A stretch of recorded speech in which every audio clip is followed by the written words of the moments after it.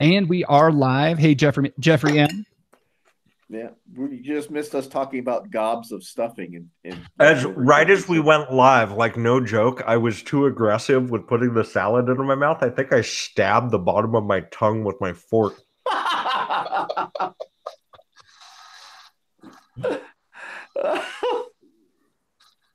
right. Oh, that's perfect. Yeah. All right. So let me. We've got a title for the show. Okay. All right. I think we're all set on everything. So here we go. Quick, put a stud in it, Solomon, so it doesn't close up. All right. With that, here we go. G'day, this is Mel McLennan from New Zealand, Mamai Vineyards. We're in Hawke's Bay on the halfway down on the east coast of the North Island. It's great to be here and talking to you guys on the We Like Drinking podcast. At the sound of the tone, the official We Like Drinking time will be 5 o'clock. Commence consumption.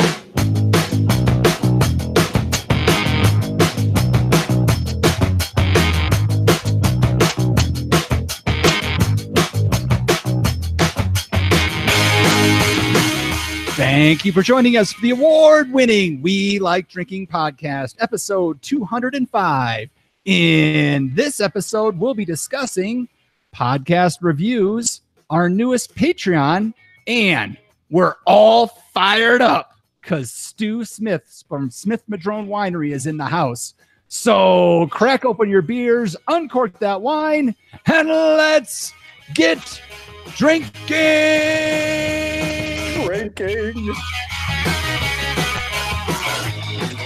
Oh man, Solomon, good intro. I'm all fired up now.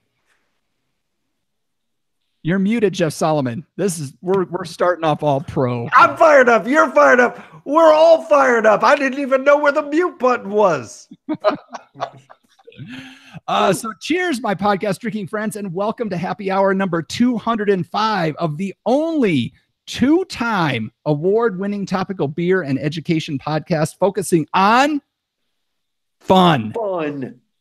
Because we like having fun more than learning sometimes, which maybe tonight. I don't know. This one's gonna be a fun one. Those do not have to be mutually exclusive things. Try not to. All right. Now, folks, if this is your first time listening or your 100th and you like what you're hearing, maybe consider helping us out by becoming a patron of the show by visiting welikedrinking.com/pledge to get in on this action. So let's get to this. Yes, John Ruyak. What if it's their 205th time listening? Then they have to give double the amount they just thought of. Awesome. Yeah, absolutely. Yeah. $1 per episode if you've been listening that long. That's how it works. All right, so tonight we are joined by our usual panel members. We have our wine blogger, Jeff Solomon. Hello. We have our commercial beer brewer, John Ruyak. Hello. And I am your host, Jeff Eccles. And in May of 1971, at 22 years young, our guest tonight, along with his brother Charles, founded the Smith-Madrone Winery high up in the Spring Mountain district of Napa Valley, named after the brothers Smith and the Madrone trees that inhabit the property. Madrone. Where did I go? Great. All right, edit this part out. Smith-Madrone is currently producing Cabernet Sauvignon, Chardonnay, Cook's Flat Reserve, and, get this, Riesling. He has served on Napa County's Watershed Task Force and the Napa County General Plan Steering Committee, and so much more that all revolves around being outdoors in nature. He is Stu Smith. Welcome to the show, Stu. Thanks for having me. Oh my goodness. Like I was telling the guys earlier, I have not had time coming up with the show notes that was so difficult because I had to try to compact so much life and information into like one paragraph that it was basically impossible. So thank you for taking time out of your busy, hectic, entrepreneurial, awesome life to join these three yahoos. Hey, you can't drink alone. That's right. Not drink alone. It is not fun to do that. So you're already my favorite guest. We can so Stu, What's in that glass of yours tonight? Well, not much left of the 16 Chardonnay. Ooh, the 16. Yeah. We just transitioned from the 15 to the 16. Nice. I okay. All right. John Riak. I was unable to locate any Smith-Madrone wine here in That's Albuquerque. a little dark looking for our Chardonnay. Yeah, well, it's not. I tried Total Wines, and it's the closest availability to Smith-Madrone wines in Total Wines was Atlanta or something. So I am having a Stone Woot Stout this evening, an imperial stout flavored with pecans, wheat, rye, and 1/4 of it is aged in bourbon barrels. I like that when they don't do everything. Kind of like the Boulevard that does like 1/3, 2/3. This one's so yeah, smells delicious. Nice. Jeff Can Solomon. I throw in my favorite beer that's not being made, I guess, any longer? Absolutely. What's that? Red Tail Ale. Oh God, I used to from Mendocino Brewing. Yeah. They don't make that anymore. Like, is Mendocino's still around though, right? Well, the county is. The But- brewery's gone too. I believe it's gone. What? No Yeah, more they Eye of made- the Hawk. Right. Those are some good beers. They were. I loved them. Listen, since I'm in the wine business and you guys drink beer, obviously, you know, there's an old saying. I'm sure you heard it, but maybe your listeners haven't, and that is, it takes a lot of beer to make good wine. That's right. One of our favorite quotes is It is one of our favorite quotes. That's one of my favorite quotes. because it's very, very true. It is. Jeff Solomon. I have a plethora of wines in front of me, all Smith-Madrone, all samples. Thank you for getting it this way, Julie, and I really appreciate that. I'm starting with the 2015 Smith-Madrone Riesling. This thing is delicious so It's in far. my glass. Now. Yeah. I wish I hadn't have stabbed my tongue with a fork right before we started recording, because this is an acid bomb. I love this so much. I'm following it up with the 2015 Smith-Madrone Chardonnay, and then I'll be capping it off with the 2014 Smith-Madrone Cabernet Sauvignon. Yes. Yes. Very, very good. Very good. Yeah. Mhm. The Riesling, which I happen to drink a lot of, is a dry style. It's about 0.65% residual sugar. And I love poking holes in conventional wisdom. The Riesling will age and age and age 15, 20, 25 years or more. Now, not all vintages from all wineries will do that. And not even all of them from ours will do that. But in most of the vintages, they'll last to 25, 30 years. And sometimes, and what's nice about it is that they pay back dividends for your patients. The wines turn wonderfully elegant, every bit as good as a great Burgundy or a great Cabernet red wine. That warms my heart. I have so many questions about all these wines, but Eccles, what do you got? I was lucky enough to be able to. I was out at the wine cellar. Dirk out here, he carries some fantastic wines, and he had a couple bottles of the Smith-Madrone Chardonnay. So I was able to pick up a 2015 bottle of it as well. Good wine, really good wine. Love it. I happen to think the 16 is maybe the best Chardonnay we've ever made. Really? Yeah, it's totally awesome. Wow. I'll get some out to you. I will get that to you. It's really, it's more of an acid bomb. It really is more European. I like what you're selling right there. We are one of the, you know, for your listeners, one of the things that makes us different from most California wineries is that we are more Eurocentric. We like acid. We will not make wines without acid. And give you an idea, this year's vintage, we finished harvesting Cabernet Franc, which is almost always the last grape to harvest, on October 1. Oh, most of our neighbors and most of the valley didn't finish for 3 weeks later. And if you look at, and pardon me for being a little preachery or teachery, because I taught this shit for 12 years. When you have, your classic diagram, you got the bottom line, which is time, and your vertical line is sugar. The longer the grapes are on the vines, the higher the sugar is going to go. There's an inverse relationship to acid, and the longer the grapes are on the vines, the lower the acidity is going to be. And we just don't want to give up acid. And frankly, I don't get why. And to be honest with you, the last couple of loads of Cab Franc came in were really high in sugar for us. And that's October 1. That was our last day of harvesting. So, John, you have a question? Yeah, I do have a question. So, where does the acid go? I mean, is it just counterbalanced by the increased sugars from staying on the vine, no, it perspires out of the grape. It perspires out. Well, we say respire, but perspire is just as good. It's that works for me. So, is it citric acid or? Well, actually, there's two main acids. They're malic and tartaric. And in generally underripe grapes, tartaric is dominant. And then as you get into however you want to define, and we can spend all night on defining what maturity is.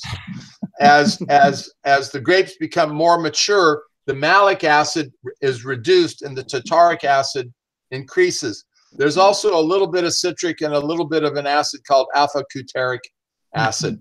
But primarily, it's just the two malic and tartarics. And then if the wine goes through a malolactic fermentation, then the malic acid is converted to lactic acid. And if it's complete, then the wine ends up with a little bit of tartaric and a little bit of lactic acid.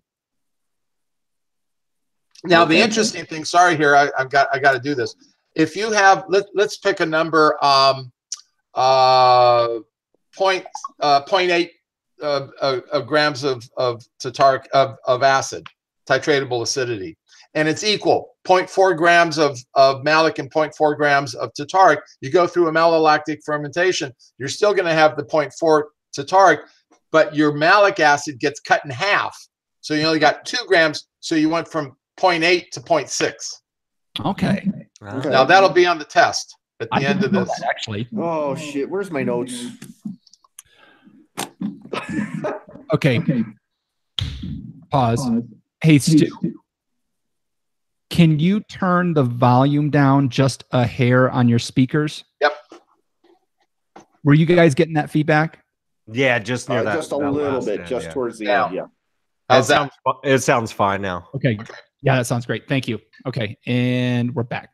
Okay, I did not know. I actually did not know that when you went through malolactic that it cut that acid level in half. That's there you go. I learned something new tonight. Awesome.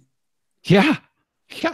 Okay, so now as you can see, we're all super hyped to get into the interview portion of the show. But first, we gotta prime our brains with a bit we like to call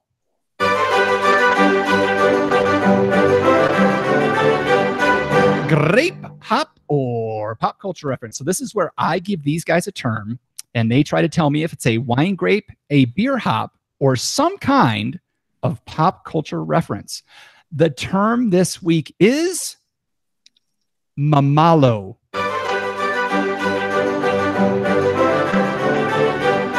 So is mamalo a wine grape, a beer hop, or a pop culture reference? Jeff Solomon, I believe you are the first victim this week. Okay, just the MAMALO? No, MAMMOLO. Ah, mamolo. Okay. That makes all the difference. Yes, it does. God, sometimes I kind of like play around and like joke and stuff like that. And this is not a grape that I've ever heard before, but the sound of it is just, to me, it sounds Portuguese. Like the word sounds Portuguese to me.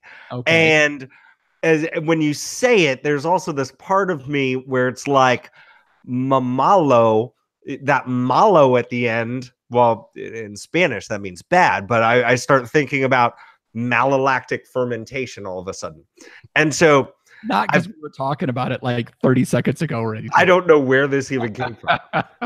So I am going to say that this is a still white wine from Portugal. It's a white wine grape that is better known as Chardonnay. Oh, all right. Stu, what do you think about this one? Frankly, it sounds to me like it's a cocktail that you should be having on a beach in Hawaii. Ah. All right. You're having a mamalo. And John. I thought for sure it was a strong safety for those Pittsburgh Steelers from American Samoa. Oh, come on. By the way, side note, Troy Polamalu, the most overrated player in the history of football. Honestly, I swear if he didn't have long hair, you wouldn't know who he was. And you wouldn't have even noticed him on the film. He waits till somebody gets tackled, and then he runs into the screen with his hair flowing, and everyone goes, oh, Polamalu must have done that. So, John, your guess is? I was going to guess grape because of our guest, but I have no idea beyond that. All right. Mamalo or Mamolo is, in fact, damn it, you guys, it's a wine grape. You got it. It is an Italian red wine grape grown in the Tuscany region that has historically been used as part of the Chianti blend. So there you go. Good job, Jeff. Good job, John. Yeah. I think Stu wins though, because his answer was the best. Close enough. You look at the map and then you scan to the right. Right. Okay. So Stu, let's do this a little more. So I think if we have to start this by, we have to climb in the time machine and go back a ways. Let's go back. It's May of 1971, and you're climbing the mountain to try to find the place where you're going to start your winery. So what is it? Do you have your Indiana Stew hat on, and you're like hacking your way through a forest, and you just come up on this clearing there's a winery that's there from the 1800s, and the sun shines and the clouds part, and you just know this is where I wish. I don't look. First of all, it wasn't May of 71. I did it in. I first saw the property in early fall of 1970. Okay. And there was no clearing. It was all forest, dense forest, and there was a dirt road down to it and through part of it. And literally you couldn't see but 30, 40 feet through the forest because it was so dense. Oh, but at the base of these Douglas fir trees was a little redwood split grape stake, pooched out at about a 35, 45 degree angle. And then a lot of times there would be these Douglas fir trees. And then between the Douglas fir trees would be poison oak, bay trees, black oaks, madrones, and it was a completely dense forest. And you have to understand that at that period of time, it was pre-wine, pre-Napa Valley, pre-oil embargo. The Cuisinart had not been invented yet. Chez Panisse started in 1971, the same year that we did. It was an entirely different world.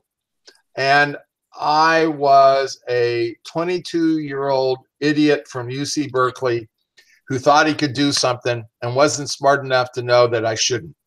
And I took $500 that my wife and I had saved for our first child and bought an option on this thing. And I happened to be at the right place at the right time and was lucky enough to open the door and go through. And I just graduated from UC Berkeley. I was starting my first year as a grad student at UC Davis in viticulture and enology. I was full of enthusiasm and no practicality. There'd been a group of guys who had said, "Yeah, if you go find the place, we'll finance it," and that fell apart. And the one thing that I have more probably than anything else is tenacity. And so they got me on this program, this direction, and I wasn't going to quit. And I found the property, and then conned any family, friends, neighbors, relatives to give me money to start this thing. And you can't do it today. No, not like you that. You can't No. do it today. So we had to clear the property, reclaim the vineyard. So out of that reclaiming of the vineyards, we had to get a logging permit. We logged 1 million board feet of timber out of it. And that sounds great. Oh. And anybody who's ever been down to the lumber yard and bought lumber is going, whoa, that's great. Well, if you know what lumber costs, we got $20 1,000 board feet. $20. 1,000 times 1,000, $20,000 cost $25 an hour. Oh God. It was a different world back then, a completely different world. And so we had to log the property and then clear it. And then there's a whole forest of roots and rocks that you have to pick up. And that's all I did one summer, is picking up rocks and roots. And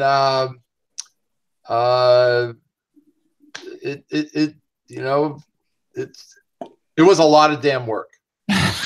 And one of the things that I will say that was true that everyone should listen to, but nobody does, and that is, if you think it's going to cost X dollars, double it. Maybe even triple it. Yeah.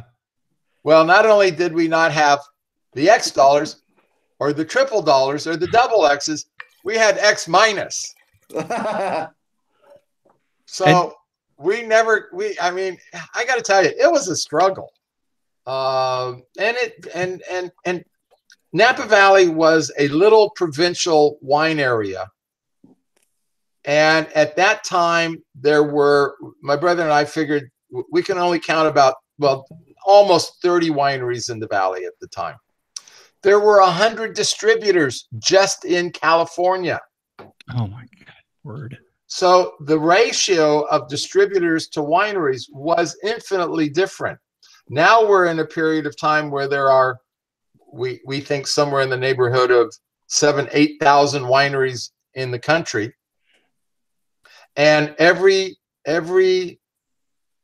country in the world now wants to sell wine in America because we are the largest consumer of wine as a country in the world. We're not high in per capita consumption, but because of our size, we suck up a lot of wine. And so a little winery like ours, and by the way, we're about 4,000 cases. I mean, as I like to say, we can take our entire production, both red and white, put it into one tank at Robert Mondavi, and it's not even half full. Right. So when we want to sell wine to a restaurant in New York City, that wine buyer has, I don't know, 100,000 different SKUs to buy from. So why are they going to buy Smith-Madrone Winery that's on a little hill west of St. Helena, top of Spring Mountain? And so it's a real competitive world out there. And we now sell in, we've been selling in Japan for 25 years. Canada is a real pain to sell to, but we sell to some of the provinces there. The UK, Czechoslovakia, Germany. You've got to be kind of a little itty bitty, a little Procter and Gamble to get your product out there. And when I taught, I used to say, look, if you want to make money, go buy a McDonald's or two, and then you can retire to the Bahamas. You know, if you get into the wine business, and after 5, 10, 15 years, the winery says, feed me, feed me, feed me. But for us, we want the winery to feed us. So as I like to say, we're a pretty humble little winery. My brother and I built it ourselves, literally built it with our own hands. And as I like to say, we don't do Corinthian columns. If you want Corinthian columns, go somewhere else. We don't do Corinthian columns. That should say that on the label, honestly. Was there any of the winery left over when you got there, or it was on the different property? Oh, okay. And it's on our neighbor's property. It was an old wooden winery, and they would crush and ferment, and then they would gravity flow through the ground into a cave that was dug in the early 1880s. Oh, wow. And you go into the cave, and there are pick marks. It goes, you're not there, but it goes into the hill about 30 feet, then turns left and runs 100 feet, opens up into this big sandstone formation, and there are pick marks all through it. And while I don't know this for certain, I assume, and I think it's pretty accurate, that at the end of the building the Transcontinental Railroad, the Chinese coolies were left over, and they came around to the valley and started digging caves, wine caves.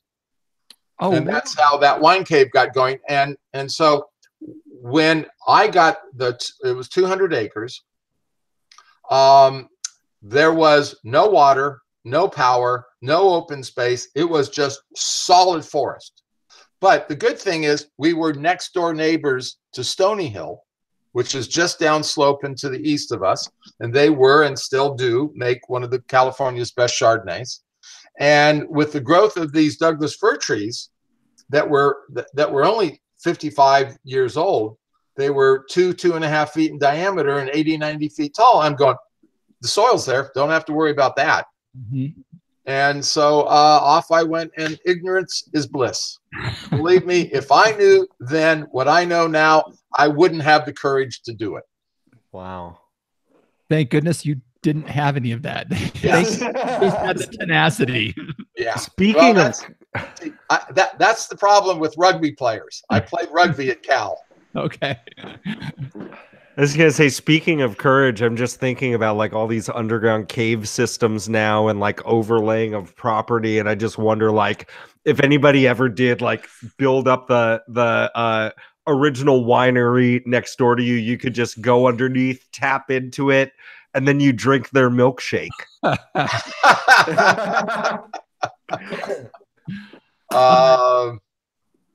Well, caves started because it was a really inexpensive way of building a building in Napa County.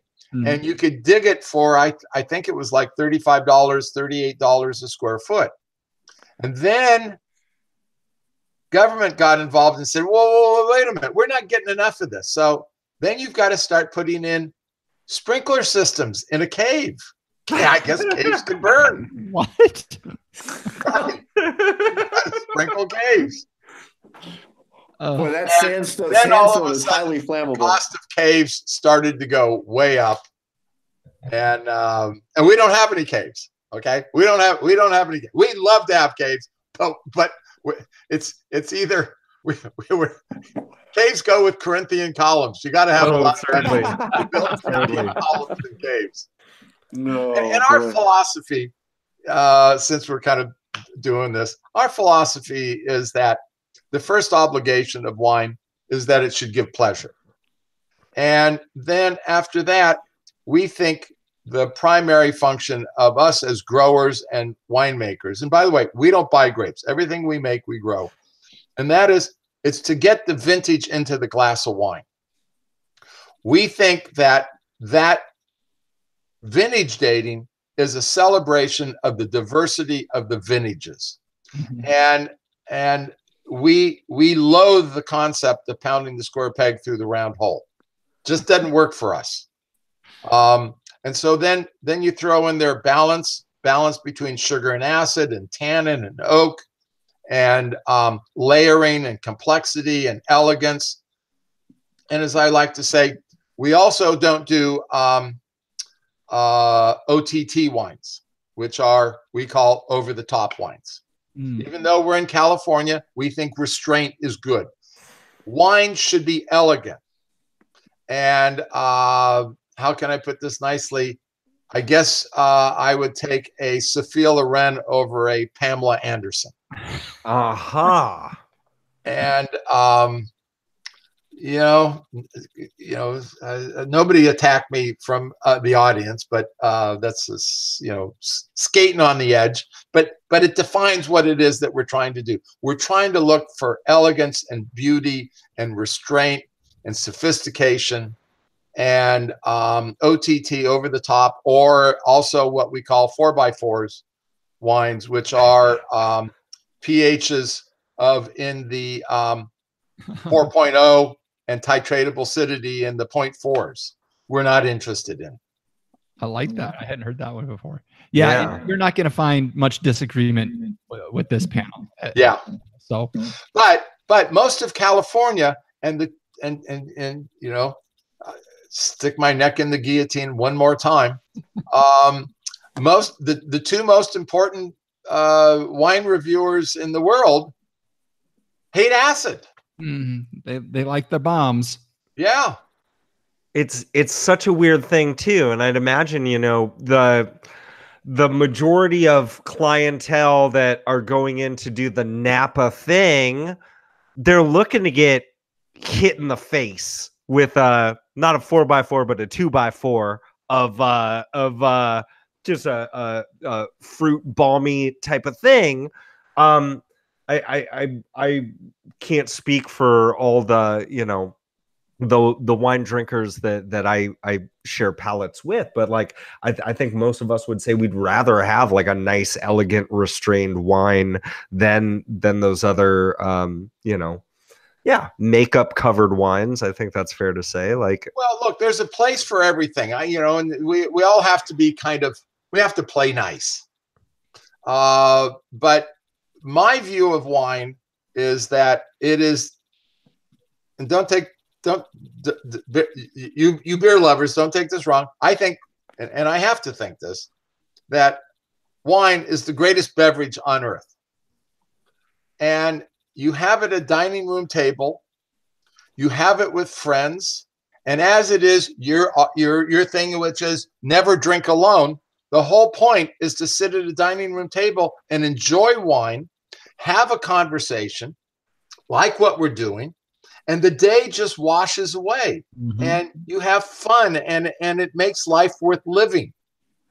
And the wines that go best with food are the wines that have good acidity, that make the wine bright and fruity and lovely and complement the meal. The wines that I'm kind of ripping into, unfortunately, can't help myself, those are wines that are really stand-up wines. You drink them at a bar, but they really don't go well with food because they don't complement it. It just doesn't work. And one of the things that I try to teach people who are just starting in the wine, people have been in wine forever, is drink with your mouth, not your eyes. Don't let the label or a review influence what it is that you like. And if you love $2 Chuck, God love you. You can have fun and enjoy life for not very much money. On the other hand, if you keep buying really expensive wines and you don't like them, that's a waste. And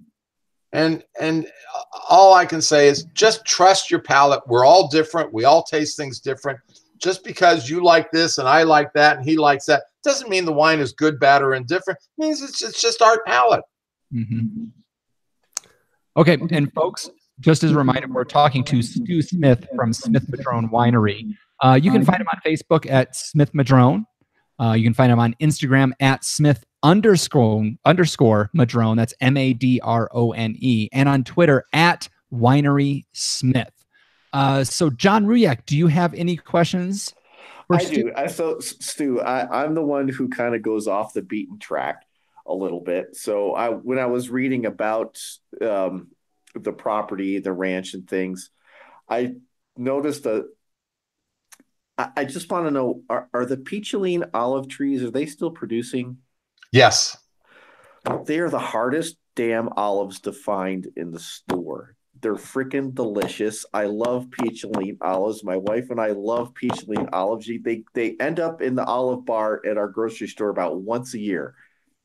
I love them. Let me just say that they're really tiny. We have been told that's what they are. We think that's what they are. And we tried picking them one day. Yeah. I got my two boys that are little monkeys, nimble as all get out. Yeah. We spent all day picking olives. Uh-huh. And at the end of the day, I turned to my wife and I said, Julianne, I don't care what we pay for olive oil. We're buying it. I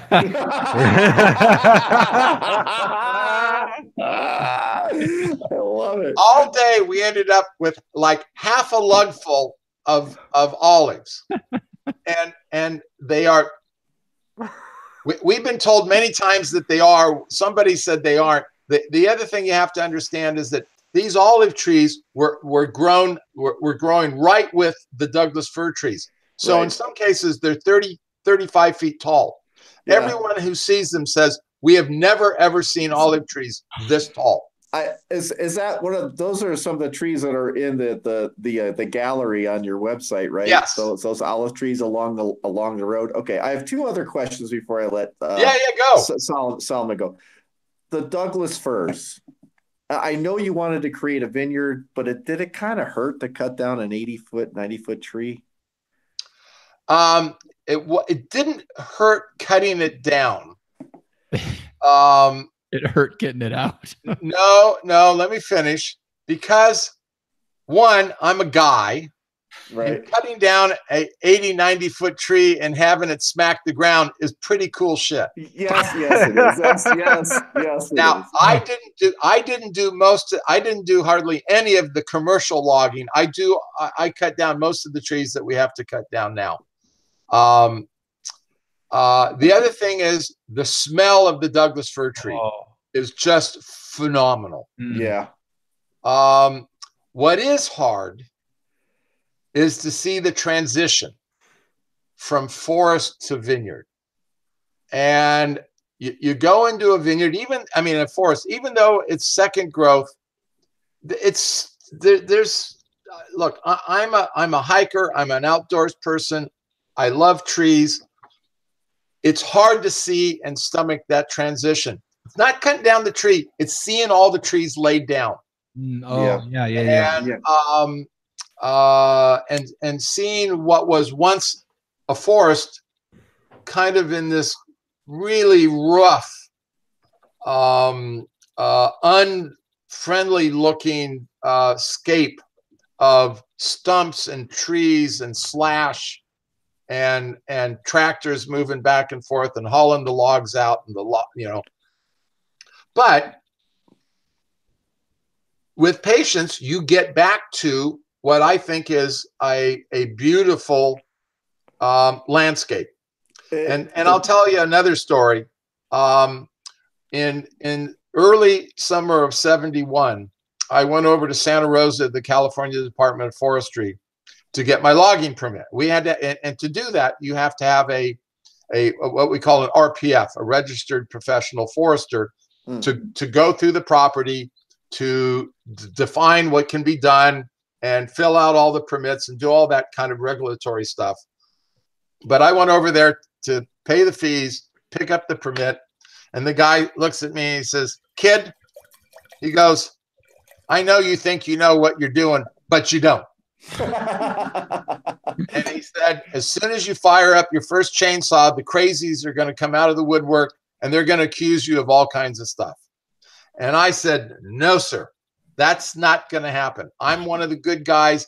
I am a newly minted UC Davis viticulturologist, whatever the hell, and this is good for the economy of Napa County. This is good for the forest, and it is good for the forest." Yeah. Yes. And he was right. I was wrong. And I got thrust into a major gear mechanism of anti-logging, and it hurt me badly. I ended up writing my first letter to the editor of the St. Helena Star, and it was published on the front page. Really? Yeah, on the front page of the St. Helena Star. And you know, I've had PTSD ever since. But in all seriousness, people react very viscerally to logging. You go in and you get your steak, your fish, your chicken in a cellophane wrapped styrofoam container, and you never see the bowels of what makes that happen. But when you drive along the countryside and you see logging, it is the only part of logging, I mean, of the process of what makes our economy function that you can see. You can see the cutting of the trees. You can see the movement of the logs. And it is a disruption of the visual beauty of the landscape for a while. Now, what's happened, and, you know, I'll get into all kinds of shit for this, but one of the problems that we're running into is that it is so expensive to do thinning of our forests. Our forests are utterly mismanaged in the West, and we cannot thin them. Now, the counter argument to that is, oh, it's all about global warming. I'm sorry, that's horse manure. Global warming is going to continue for a period of time. The change in global warming is not going to happen probably in my lifetime, where we can't even agree, the world cannot agree on what to do about global warming, but our forests are burning. The only thing we can do is to thin them out. Mm-hmm. And that is enormously expensive. And if we could log them, thin them selectively, that would allow money to pay for that process and hopefully reduce the fuel. Fire is oxygen, heat, and fuel. And if you can reduce the fuel, you can hopefully reduce the intensity of the fires. But we can't even agree in California as to whether vineyards are fire breaks. Now, 99% of the people understand that vineyards are good fire breaks. Mm-hmm. But the 1%, which is the vocal 1%, is still pushing back on that. And it's insane. The other thing with vineyards in the hills and with thinning, and that is that most people don't understand that we still are dealing with 20th century forest policies and 20th century thinking. We really need to move into 21st century thinking. And the new thinking, the new understanding is that if we had thinner forests that only had 40, 50 stems to the acre instead of 400 to 600 or 800 or 1,000 stems, there'd be more water released into the creeks and rivers. And the environmental community simply will not acknowledge that. We need the water for us and for the fish, and they won't let us do anything in the forest, so there's less and less. It is utterly insane, which is why I drink wine. Yeah, preaching to the choir here, Stu. But I have one more question. Yeah, and the pictures of the ranch are just gorgeous. Thank you. I would be remiss if I didn't ask, do you have snakes on the ranch? Yeah, we do. Rattlesnakes is what scares the bejesus out of all the people. But rattlesnakes, they don't want us. They don't want to. They're only there to bite something so it gets paralyzed so they can eat it. And if you will leave them alone, they will leave you alone. Now, if you step on one, they're going to get pissed at you. You understand that. The ones that and it sounds like you know this too, the ones that you got to be worried about are the little suckers. Mm-hmm. because they will bite you and then, like any good teenager, give you everything they've got. And a big snake may well bite you, but will not inject you because the injection is to kill you, and so you can be eaten. Well, the snake is looking up at a 6-foot person and going, I can't eat you. So they just bite you, and they don't want to give up their venom, which takes a certain amount of time to be made. And so we have that. Then we have gopher snakes, and frankly, gopher snakes are the ones that scare the crap out of me because they don't have any fangs. They don't have any poison. But what they have is they have a show-stopping hiss and aggressiveness. Yeah. And they will come after you, and you are just going, whoa, what is going on here? You know, and you're running, and they're after you. And it's like, whoa, get me out of here. We also have racers. We also have king snakes. Oh, king snakes. Awesome. Yeah. So we got a little bit of all of that stuff. I am the newly minted treasurer of the New Mexico Herpetological Society. Oh, okay. So how'd I do, boss? You did awesome. Thank you. You know, being in the outdoors, one of the things that and I'm going to be a little preachy here. We got to get more people into the outdoors because it gives you an ethics that you simply cannot get being and living in a urban area. And I can't define it. Can you define it? You just get an ethics. Preach it, Stu. Preach it. You gotta get kids outside into nature. Yep. Just people, adults, reset their whole aura being out in nature. That everybody's got to do it. It gives you a perspective of where you are in this world and in this universe. I'm a 8-year Boy Scoutmaster. I'm 25 years in the Scouts now. It's one of my passions. We need scouting today more than ever to get these kids away from the video games, the computer, the technology, and get them out into the wilderness. And it's amazing. I know we're a wine and beer show, but whatever at this point, it's amazing when you do get them out there. They will kick and scream and drag their fingernails in the dirt. But the minute they are released into that forest or field, it is an immediate transformation that they go through of just a rebirth in their soul of just like, oh my God, this is the best thing ever. And they're just gone and in heaven. New Mexico. I am going to New Mexico this summer to the Philmont Scout Ranch. Awesome. And going there with my troop. Where is that in the Sangre de Cristo Mountains? It's gorgeous up there. I've never been there. Oh, you're gonna love it. You're gonna love it. Super. All right, Jeff Solomon. I am having so much fun right now, just watching everything bounce back and forth. I don't know which way to go. There's part of me that wants to ask you about how you were the first winery to have a label that strictly said Riesling on it instead of Johannesburg Riesling. I'll tell you, I'll go there. But then there's this other part that wants me to ask you so much about going to Berkeley in the 1960s.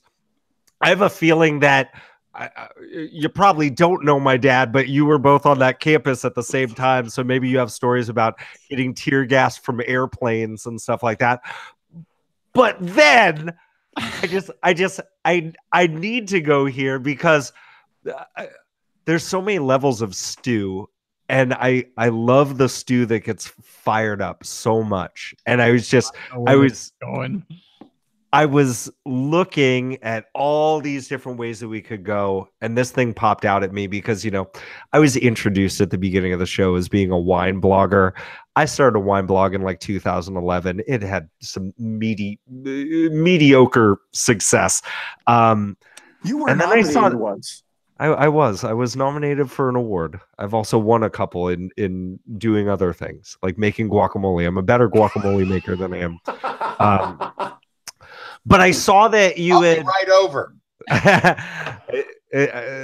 It's people, been. yeah. People say what you want to about California, but at least we respect avocados. I saw that you had a blog entitled biodynamicshoax.wordpress.com. It's biodynamics is a hoax. Is a hoax. Will you please tell us about that? Sure. I have been cursed with, I don't know where I got it, DNA or Boy Scouts or my early introduction into politics of Napa County and having to defend myself. I do not stand idly back for stuff I think is complete horseshit. Can I say that on this? Yes, please. Yeah. We love that. And there were a couple of articles that started showing up about biodynamics. And I think about a lot of stuff. I noodle it and I regurgitate it. And one of the things that at that time when I started the blog, I was dealing with is what we are doing some of the greatest science the world has ever seen. And yet we have people out there who will not vaccinate their children. And we are dumber than a post as a populace to science. Mm-hmm. And I'm going, how did this happen? And why is it happening? And is it really true? And yeah, it is true. And then I ran into this thing called biodynamics, and it was in the St. Helena Star, and the person that they're interviewing is going, oh yeah, anybody who feeds their vineyards out of a bag, they're bad. Their terroir is dead. Only if you grow biodynamics will you have true terroir, and we're the way of the future, and everybody else is bad. And I'm going, nobody thumps their finger in my chest and gets away with it. So I started looking into this thing. And what I found is that there's four paradigms of farming. There's conventional, traditional. There's organic, which is a great brand. It's the best brand out there. It's not perfect, but it's still the best brand. There's sustainable.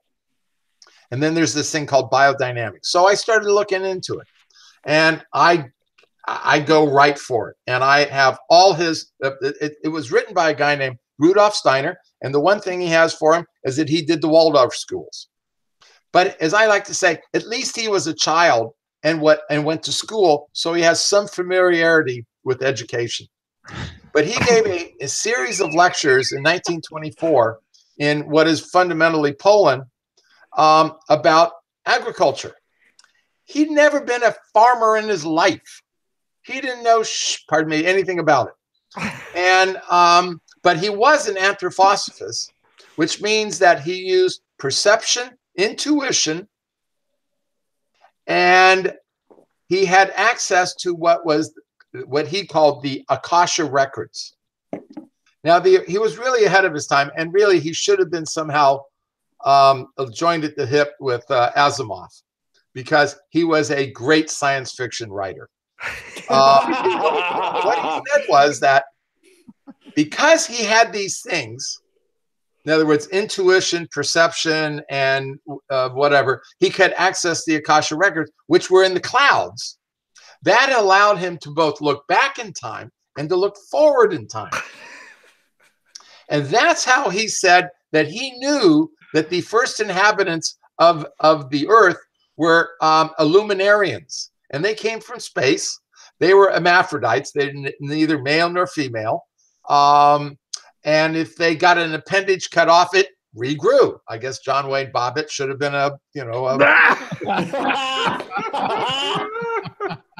So, and then after they left, then the Atlanteans came in. And the Atlanteans flew around the earth I swear this is as close as I can remember to the quote, flew around the earth in air machines that were powered by the germination of seeds. All right. So I'm reading all this stuff, and I have a bookshelf or two of everything this guy has ever written. And I finally, his 8 lectures got put into a book called Agriculture. And I really do believe I may be one of the few people on earth who has actually persevered and read the entire book. I didn't think LSD was invented until the 1950s. Oh, no. He was the origin of it. Now, I got into a discussion with a guy in New Zealand. Now, when I did this blog, I was getting 1,000 hits a day. Were you really? Oh, wow. 1,000 hits a day. I mean, this was really big. And I had people stop me on the streets of Santa Elena and go, I love your blog. I cannot support you publicly because I've got to make a living as a vineyard manager, but go get them. and the guy from New Zealand goes, why do you think Steiner was a fraud? I said, well, one, he held seances and took money for seances. What does that say to you? And he comes back at me and says, well, maybe he really believed what he was doing. I said, okay, I'll give you that. So he's delusional. Which would you prefer, a delusional guy or a fraud? I really don't care. But the point is that we got into some pretty good discussions. And another guy from down under emailed me and said, you are a Roundup stooge. I said, fine, I'm a Roundup stooge. Fine, I'm a Monsanto stooge. I don't care. I love Roundup. I don't believe it's harmful. And I said, I used to use a herbicide called paraquat, and it was the most deadly goddamn thing out there. I wouldn't let my people use it because there was no antidote. If you fucked up, you died. Oh, wow. Yeah. And I said this to this guy, and he said, yeah, you're right. I was in the hospital for 4 weeks. I was lucky to live. I'm going, and you're giving me shit over Roundup? And I did an experiment. I have a 2-acre block. I cut it exactly in half. I do the Roundup. I put the backpack on my back deal. I do the micro deal, and it takes me 20 minutes to do an acre. I then had my crew do the second part of the block, the other acre, with weed eaters. I think the total weed eating for the year was like 13 hours, 13 man hours to do that, because we had to do it 3 times. I only got to walk the vineyard with Roundup once. And I said, and I will say, and I'll say it today, and I believe it, I may not be right, but I am close. And that is, and nobody can refute it, and I can't prove it either. And that is that spraying Roundup is, I believe, environmentally more sensitive, better for the environment than mechanically removing weeds. And if you look at 13 man hours per acre over the entire Napa Valley, over the entire world, you're looking at carbon trips to and from the winery, carbon used during the manufacture of the weed eater. And the weed eater, when you're using it, only lasts about 1.5 years, 2 years at most. So whatever that costs, just gone. The gasoline and oil that you used to do that, the social services that go with farm worker housing and the farm worker housing, and the trips going back and forth. Frankly, I'll make an argument that Monsanto and Roundup, or whoever owns Roundup now, is a plus for the globe. There are 7.5 billion of us on this globe today, and we all have to eat. And when you see starving children in these war-torn zones and they're not eating, that kills me. So there's my wow. No, thank you. I love that. I really appreciate you sharing this. And so, people know me enough. They know my politics, and I don't, talk a whole lot about it on the show. But, I'm a registered Democrat and liberal, and I'm also insanely pro-science. And the one thing that I get really bummed out about is that when people have this very aggressive take towards It's nature. things where it's you have a certain feeling about this seems like it's bad, and you're just kind of going with that. And like I think it's I can have my other take on socioeconomic issues with like large conglomerates like that, but when it comes to like whether or not Roundup is good or bad, like there's some strong science there that people should be basing their arguments on. And I know we're not talking too much about GMOs here, but like GMOs are safe, everybody. So I just want to put that out there. We're probably eating them. We definitely are eating them, and we've all been eating them our entire lives. Here is the issue that I have, and that is, if we want to do, if people want to disagree with me, that's fine. But there's 7.5 billion going to 8 billion people out there, and we have an obligation to feed them. That's right. And if you don't want that, then let's start talking about birth control. Mm-hmm. And let's start going after the Catholic Church. Let's start going after all of these other things that prohibit birth control. And they don't want to go there because that's too incendiary. That's too. See, this is what wine does. It puts us into a fun, but like, and how about a beer that's as strong as wine? And the other thing that I would hope people would understand is that, that's the great thing that I love about wine too, is that we can also have these very like straightforward conversations. And some of my best friends, totally, we disagree with each other on everything, but that's okay. That's part of like the human condition and being able to like talk about this stuff. And I appreciate so much, especially somebody who, is in an industry too, where there's a lot of like relationship building that happens where you can see people in their minds walking around subjects instead of talking about it as if somebody's going to be so offended that they won't buy your amazing product. You know what I mean? Like, I really appreciate how frank you've been with us and how frank you always are. This is awesome, Stu. Thank you so much. Well, it gets me into a lot of trouble, but frankly, I'm not going to go through my life and not stand up for what I believe. I have the courage of my convictions. And one of the problems that I have with my industry is that they are all sheep. They will not stand up for what they believe because they think it's going to hurt their sales. And if it hurts my sales, you know what? I'm not going to shut my mouth to make a sale. Mm-hmm. I try to make, my brother and now my son and I try to make the very best wines humanly possible.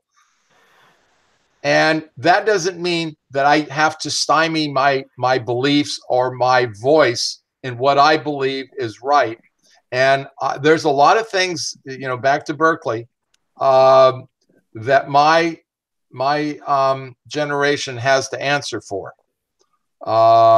We did not exactly leave the world in a better place.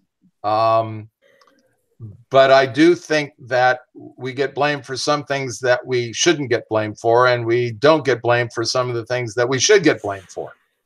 But Berkeley was a wild and crazy place. I loved it in some ways, but it was not a place for free speech. Yeah. It never was a place for free speech. It is a place for radical speech. Yes. And radical speech shouts down free speech.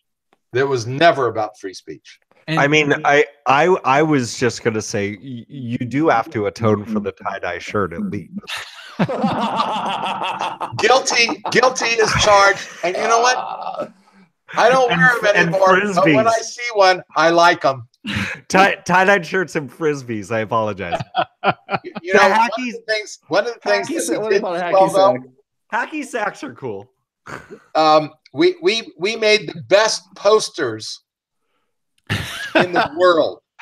True enough. Some of those posters that came out of the 60s and early 70s for concerts and things, They Oh, were yeah. spectacular.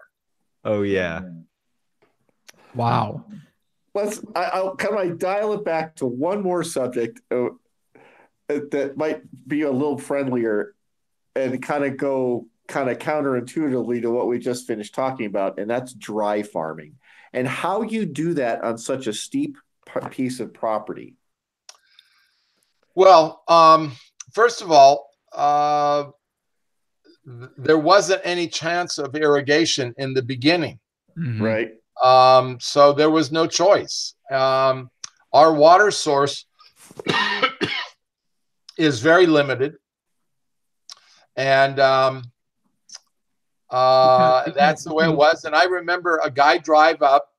He was a pickup truck, and he says, I'm a salesman for drip irrigation. What's that? He says, well, I want to give you some drip irrigation lines. Okay, I'll take something for free. And that was in like mid, I don't know, 75, 76, something like that. And so we liked it. I liked it. We said, okay. And we started using it, and we used it for maybe 7, 8 years. And then we got into a drought and didn't have any water to put through the drip irrigation. So I had the crew take out all of it because it was just a mess. So we did that, and then we got back into a more stable rainfall. And what I found was that the vines, I anthropomorphized them. And what I found is that they produce a better crop every year. And it seems to me they know what they are being given by nature. And when you irrigate them, you kind of mess them up a little bit. Make them lazy. Where's this water coming from? Now, when we start a vineyard, we give them as much water as possible. Again, I anthropomorphize them. I think of them as my children. And we want to give our children everything that we are capable of doing, of giving them water and a little fertilizer and TLC and getting them to grow up. And then at somewhere in the 5, 6, 7 years, we give them tough teenage love, and we kick them out the door and say, you're on your own. Good luck. And then, continuing with that anthropomorphizing, sometimes these kids got to come home for a little TLC. And so a couple years ago, we were having trouble with our Merlot vineyard. And we were getting some desiccating in the middle of the vineyard, which I couldn't figure out where it was coming from. I had some people look at it. Nobody could quite get it. But I did do some research that said Merlot is a difficult variety to dry farm. And it may be that the stomates on the bottom of the leaves are larger. And they then can respire out water quicker and longer than other grape varieties. Now, I don't know if that's a complete crock. I just don't know. But at least there was some supporting evidence that indicated I was on the right area saying that Merlot was difficult. So in 2017, I had given Merlot a little bit of water at the end of veraison. And veraison, for your listeners, is when the grapes turn from little small green berries to fuller, and they take on color. And I try not to philosophically water before that, because you increase cell division. And if you increase cell division when they get big, then you're going to have a bigger, fatter, plumper berry, which is not what we want. So on Labor Day of 2017, I had finished one of the biggest sets of water I'd done on this block since it was a baby. I'd given it like 6.5, 7 gallons that ended on Friday morning on Labor Day. On Sunday afternoon, we'd lost half the crop to dehydration. Wow. And we don't have the financial wherewithals to handle that again. And not only that, we got it into to a lesser amount in the other grapes. So I am, quite frankly, reconsidering dry farming. Now, if I can give the vines, and I did this last year, this 2018, I gave them 3 sets of 6 gallons each. So I gave each vine, those that had drip irrigation. Some vines don't, some blocks don't even have drip irrigation in them. But I gave three drips at 6 gallons, so 18 gallons for the entire vine for the entire year. My goal has always been to dry farm, or to get as close to dry farming as I can, and to use as little water as is humanly possible. I think less than 20 gallons of vine is pretty goddamn good. Yeah. But I'm gonna have to change my literature because I'm in a transition zone. I don't know where I'm gonna go. I don't know whether I'm gonna go back to dry farming, because when we dry farm, and by the way, I have one block which is on AXR. It's phylloxerated, meaning it's got phylloxera, it's dying, and that vineyard was unaffected, and it has never had water on it, ever. We didn't even plant it with water. And so I think what we're dealing with is we don't have rootstocks yet that are good enough to replace the rootstock AXR that we lost to phylloxera. And I use 3 rootstocks. I use 110R, 1103 Paulson, and 140 Rosari. And these are all rupestris based. Most of the Valley Flora uses riparian based. And these grapes, these species, Vitis rupestris, Vitis riparia, and Vitis riparia grows along a stream bank, and it comes from Texas. So its roots go down into creek water, and it needs water. And in the Valley Flora, you use a blend. It's Vitis blandiaria with a cross with Vitis riparia. We use a rupestris, which is found again in Texas, but in the desert. And it has more really small root hairs and is able to find the water in a way that riparia can't. But it's not as good as AXR, number one. And we as and I've been saying this for 20 years now, we as an industry need to be doing more research on good rootstocks that can allow us to grow grapes successfully and use less water. And frankly, I took a setback with 2017, and I am a little befuddled. I'm not sure where I'm going or how to do it or how to get out of it. But all of my buddies that we talk about is that we need a new rootstock. We need a rootstock which will graft easily, suppress viruses, root easily, and be drought tolerant. And in the same vein, we need a yeast which is less efficient. We need to have less alcohol in our wines, not more alcohol in our wines. Mm-hmm. And we as an industry should be looking at finding a yeast that will be less productive, less efficient in making alcohol. So as an example, when I was in grad school, we thought that the conversion rate was around 0.55. If you take your degrees Brix times 0.55, that would give you your theoretical alcohol.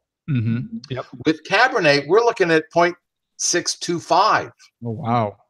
That's a huge difference. Yeah, it is. My beer yeasts are 81% effective.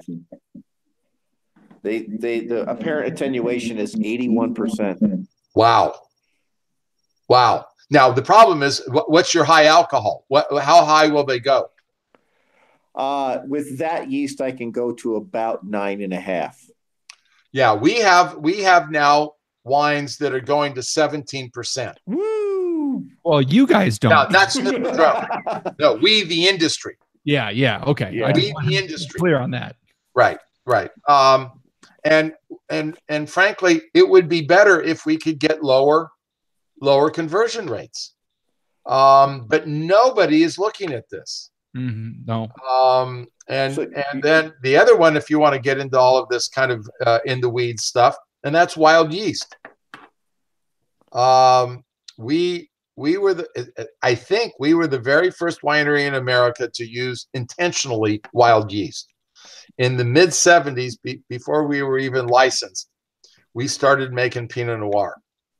And we first planted Riesling, Johannesburg Riesling, Pinot Noir, Cabernet, and Chardonnay.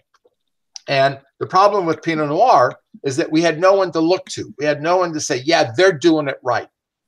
So we said, let's just be wild and crazy and cavalier about making Pinot Noir, because if we're too uptight, we won't try something. We won't experiment enough. We won't go crazy and try to find something that will make both the vineyard and the winemaking better. So we did a wild fermentation. I called it a Bronco fermentation because it was wild. We're in the West. And the first year it went, it kicked off with Clecra, which is a true wild yeast. Fortunately, it dies off at about 1.5% alcohol, but you know it's Clecra because it pumps out ethyl acetate, nail polish remover. Yeah. Oh, and you're going, when it first happened, I'm going, oh my God, this is awful. What did we do? And then, open the book. Oh yeah, Clecra, ethyl acetate, no problem, because it dies off and then something else will take over. Yep. So unbeknownst to us, and by the way, that took exactly 3.5 days. So I look back on it and going, well, hell, we were the first people doing cold soak. We didn't know what cold soak was, but we were doing 3.5 day cold soak. The bottom line is we tried everything, and we got our lunch handed to us, and we grafted over all the Pinot Noir in 1986, and I've never been happier. Wow. So where we had success with Riesling, which is unusual, we had failure with Pinot Noir, which is not unusual. And as I like to say, California makes every bit as bad a Pinot Noir as do the French. They got nothing on us there. Hey,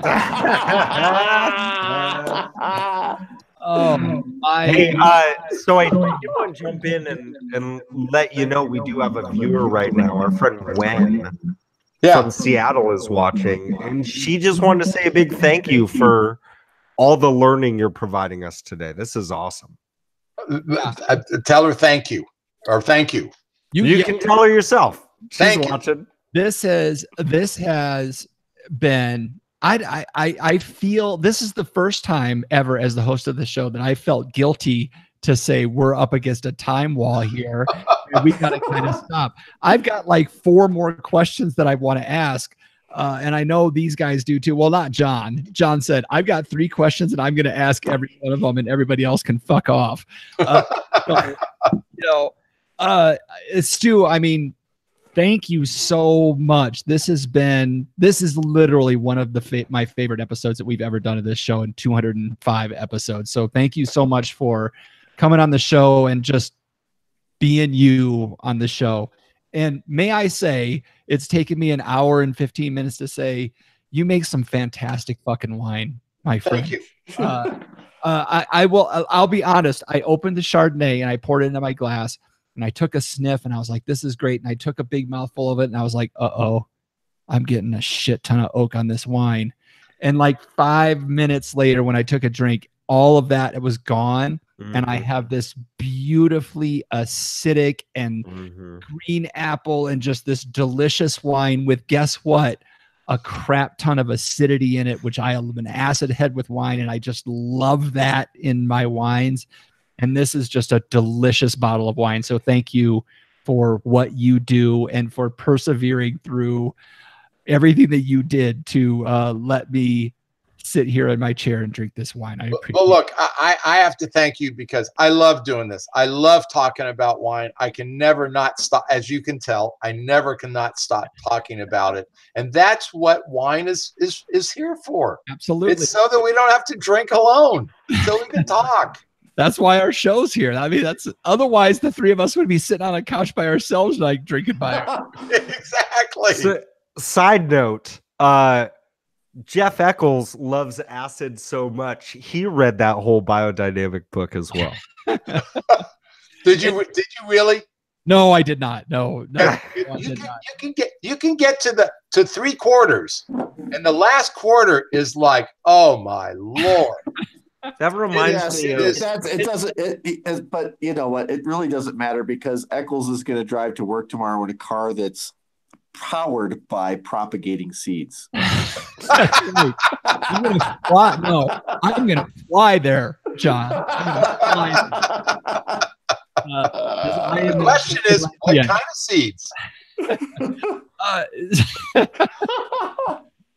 So, my God, I have so many more questions, but we really do need to move on.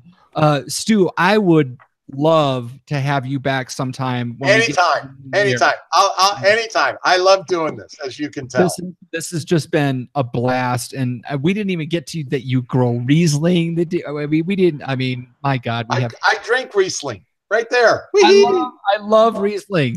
So, so we're gonna move on, Stu. We probably got 10 minutes.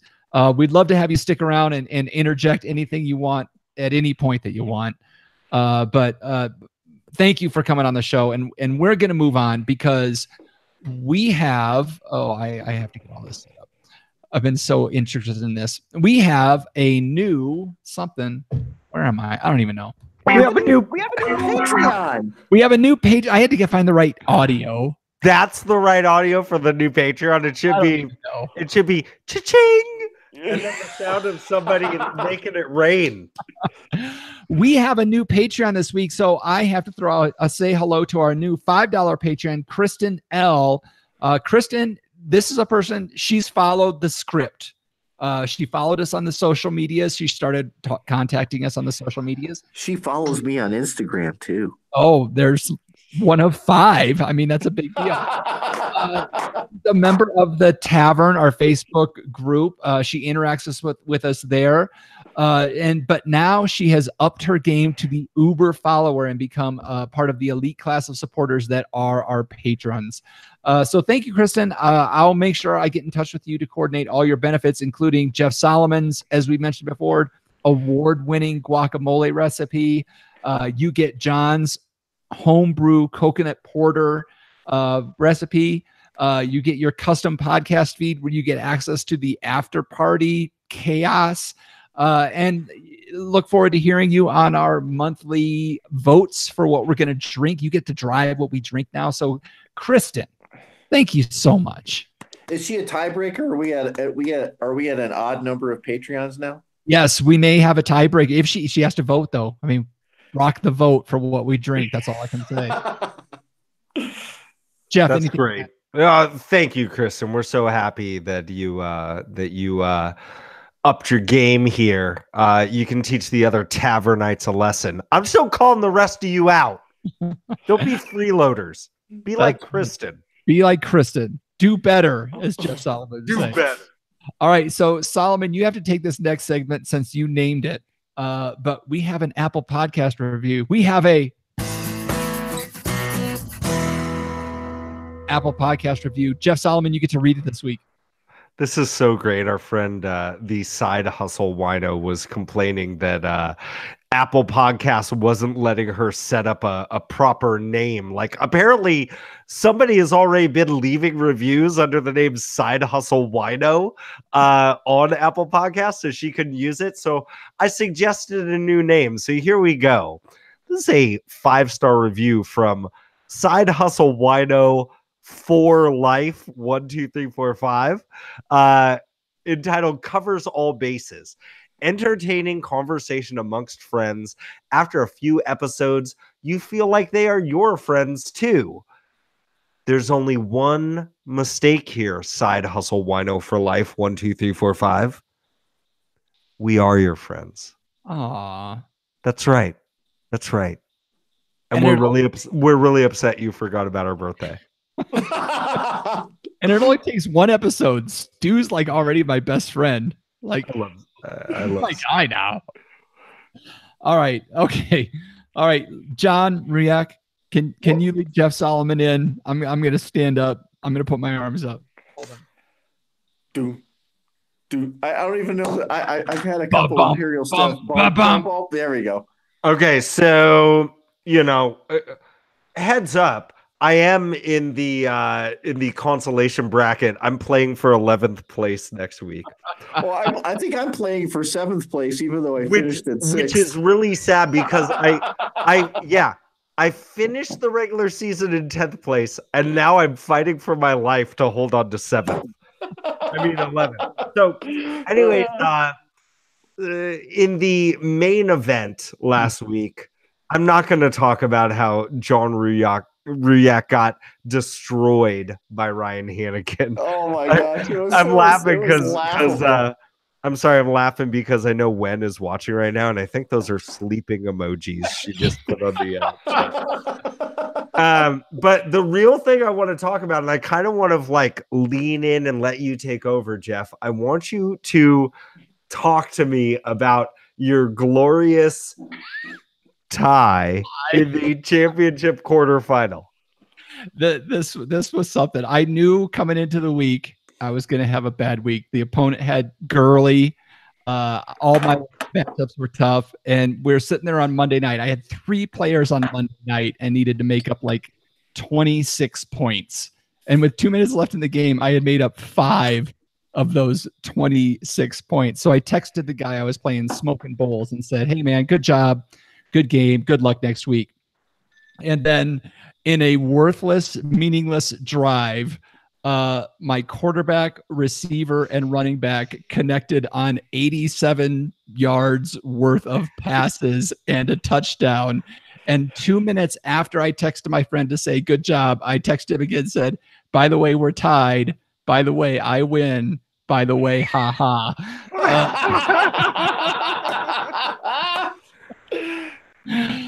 So the greatest comeback in fantasy football history is what I Yeah, it's so great. You come all the way back and it's a tie, and then I get a text that says, "Hey, what happens if there's a tie in the playoffs?" And I go, "I don't know, check the rules." And then I went and looked, and it was whoever had the higher seed won.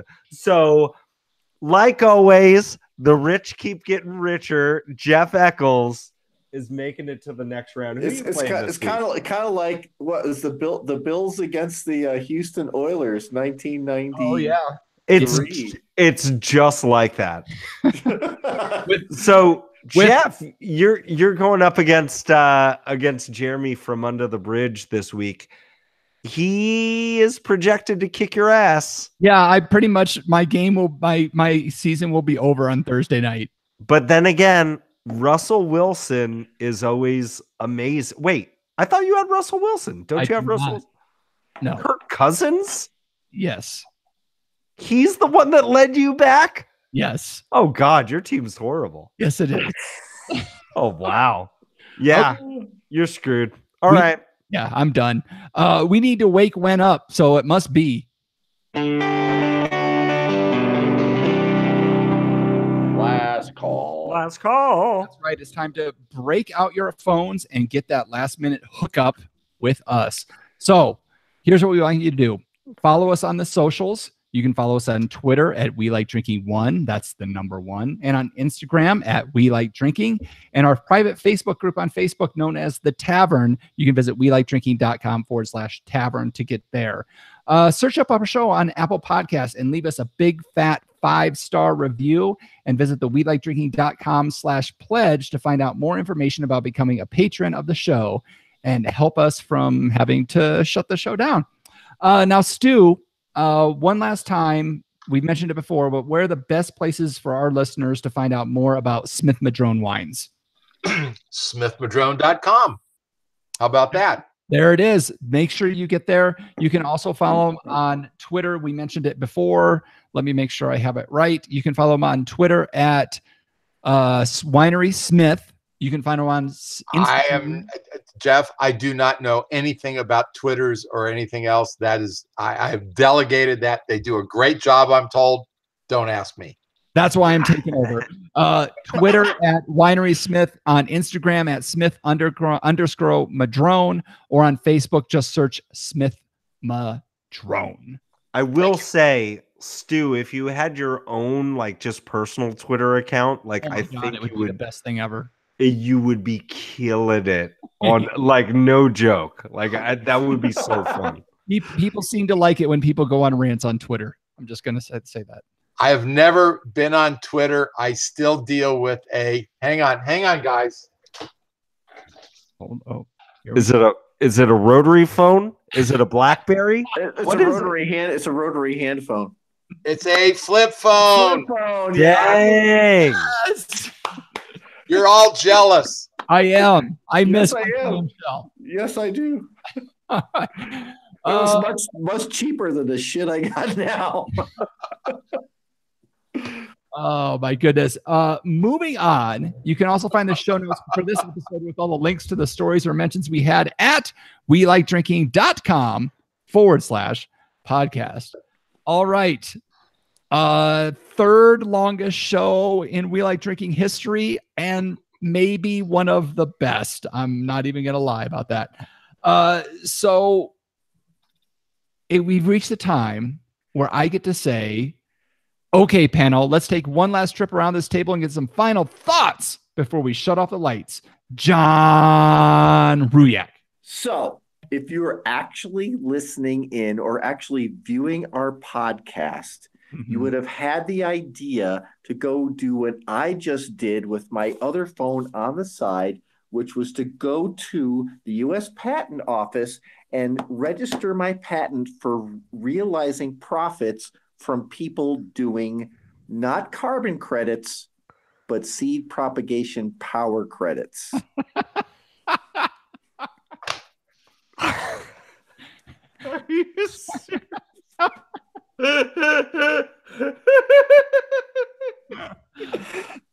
Oh, Jeff Solomon.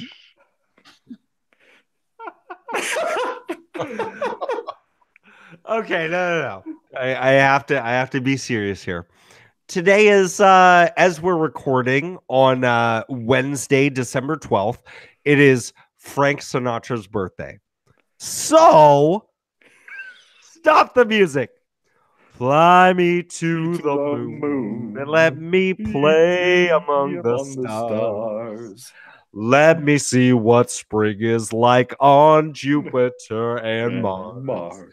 In other words, hold my hand, you wacky kid, and follow biodynamics. In other words, darling, kiss me. Fill my heart with song and pack a horn with some manure. No, I don't know where to go for that. Okay, bring the music back. Stu, I don't even know where to go with this, but do you have any final thoughts before we let you jump off this train that's about to fall off a cliff? Me? Yeah. Don't drink alone. Amen. And I will just say, if you ever get the opportunity to drink with Stu Smith from Smith-Madrone Winery, take it up and clear your calendar, because we're going to do. Jeff, let me say one thing, and that is, if the FCC doesn't kick you guys off for this episode 205th episode, call me. Let's do it again. I'm right there. I'd love it. Absolutely. All right. We're going to do that. All right. Stu, man, thank you so much. This was a wild ride, and it was a lot of fun, and it was a pleasure to have you on the show.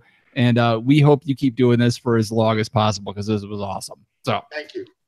And with that, I'll say thanks again for joining us at the We Like Drinking podcast, where you'll never drink alone. Wow. That was awesome. Oh. Hi, Wen. Good to see you. Sorry we couldn't talk to you much, but are we doing an after party so we can talk about bacon vending machines? I have to take out the trash and then go to bed. Yes. I'm so sorry. Thanks, guys. I'm gonna run. Yeah. Stu, thank you so much. I literally, this was I had a ball. Awesome. Thank you so much. Have a great night. Well, enjoy getting up early in the morning. Yep. But and Jeff, Yes. What the Riesling? Yes. You asked about Riesling. Yeah. Johannesburg. I came back from school one night, and I'd been teaching kids that we're not on the air anymore, are we? Oh, hold on. We won't be in 1 second.